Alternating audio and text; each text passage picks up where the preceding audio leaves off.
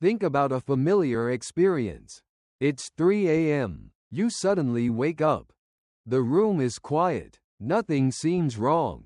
Yet your eyes are open. And your mind is alert. You turn over. Adjust the pillow. Close your eyes again. A few minutes later, you check the clock. Then frustration starts to creep in.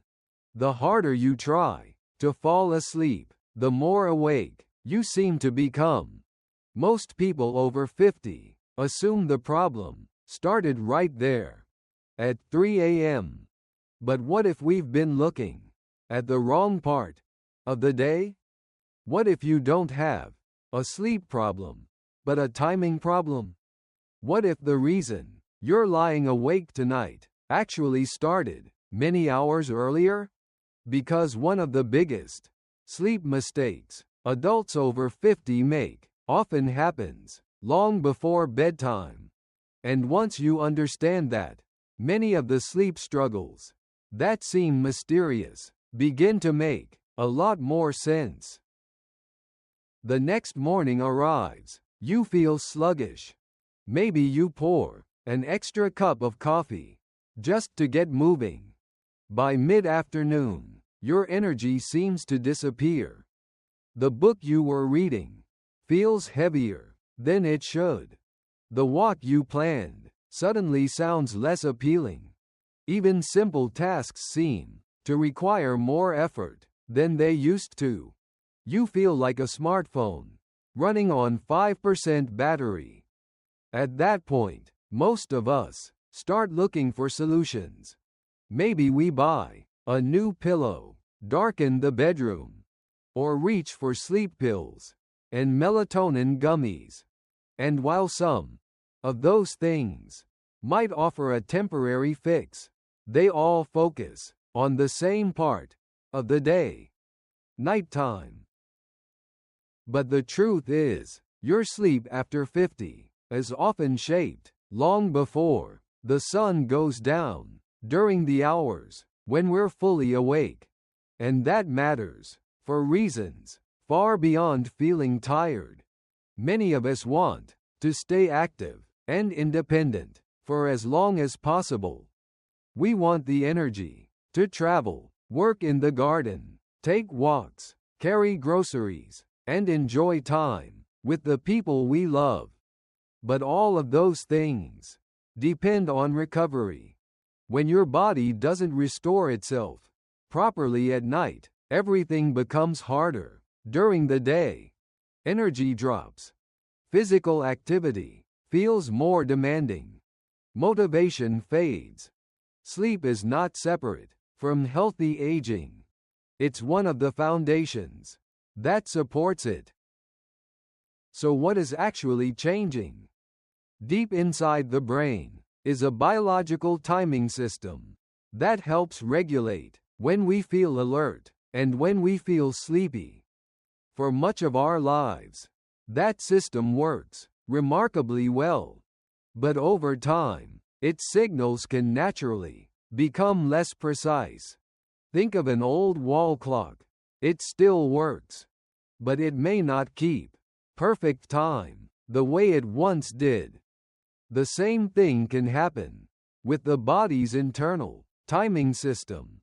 At the same time, melatonin production often shifts from the sharp peaks of earlier decades. Sleep tends to become lighter, which is why small noises, minor discomforts, or even passing thoughts can wake us more easily than before.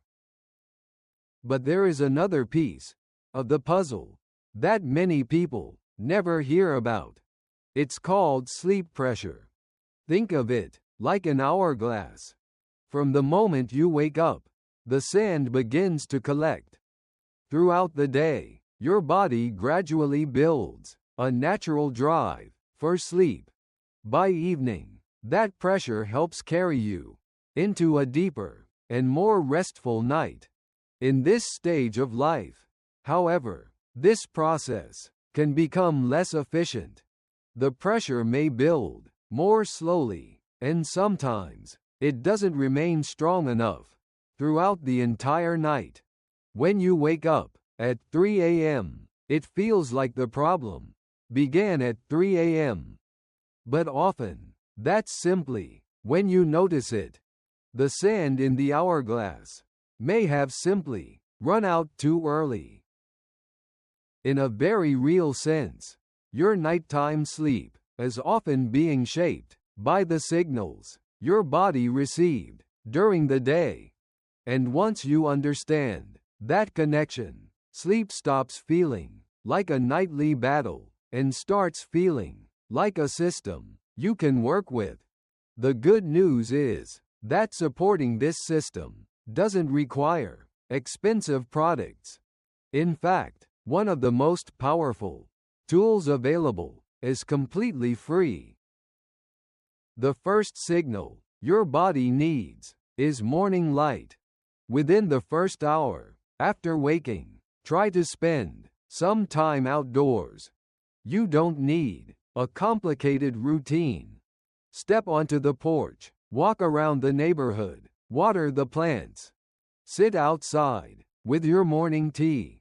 Just 10 to 15 minutes of natural daylight can send a powerful signal to your brain that the day has officially begun. And when your body clearly recognizes morning, it becomes much better at recognizing night.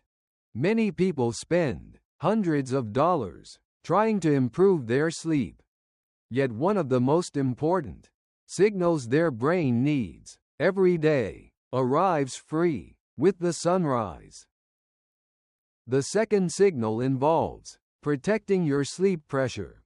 Caffeine remains active in the body much longer than most people realize.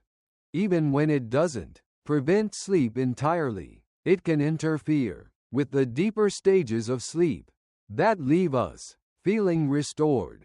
That's why many sleep specialists recommend limiting caffeine later in the day. The same principle applies to naps. A brief nap can be refreshing, but a long afternoon nap can reduce some of the sleep pressure your body has been building since morning. Think of it as letting the sand run through the hourglass too early, leaving less pressure for when bedtime arrives. Many people find it helpful to follow a simple guideline. After 2 p.m., be more cautious with both caffeine and long naps. The third signal is darkness. About an hour before bed, begin creating a gentle sunset for your brain. Dim bright lights. Reduce screen time. Allow the pace of the evening to slow down. Your brain pays close attention to light. Bright screens and overhead lighting can send signals that make nighttime feel more like midday. Instead, consider reading a physical book, listening to calming music, or simply enjoying a quiet moment before bed. These small habits help reinforce the message that the day is coming to an end. And that is really the heart of better sleep after 50. Not forcing sleep, not fighting your biology, not chasing the perfect bedtime routine, but giving your body the right signals at the right time. Because the sleep problem you notice at 3 a.m. may have started much earlier than you think. And after 50, working with your biology is always more effective than fighting against it.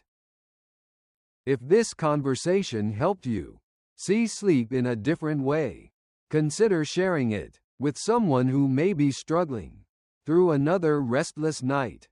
And remember, thriving beyond 50 isn't built in a single evening. It's built through small, daily habits that quietly protect your strength, your energy, your independence, and your quality of life for years to come.